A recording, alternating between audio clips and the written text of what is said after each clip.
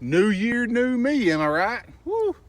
Thankfully, conservatives have an endless bounty of thoughts and prayers. It's a good thing they got unlimited thoughts and prayers to give because they sure don't give a fuck.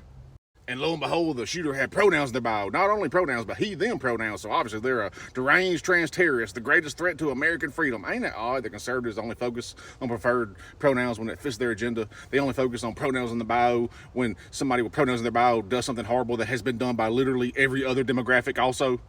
Someone trans or non-binary does something like this, y'all quick to blame trans, blame LGBTQIA, blame the woke agenda. But somebody right-wing, somebody MAGA, some white supremacist does the same exact thing, y'all quiet as the motherfucking church mouse.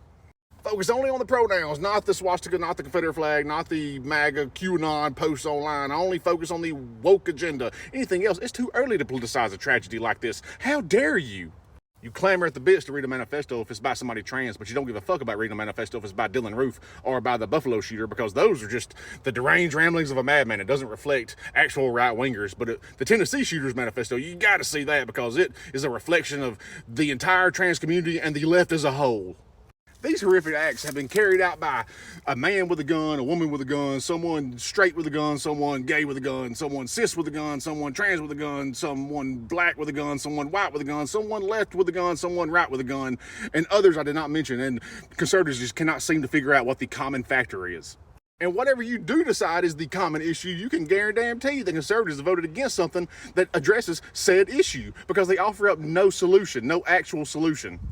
Oh, they're going to show up in my comments talking about their actual solutions. You know, a good guy with a gun and armed security. Oh, well, you know, Uvalde and Parkland would like a word. Oh, well, that just wasn't comprehensive enough. We need more security. Oh, yeah, turning schools into a prison state. Freedom.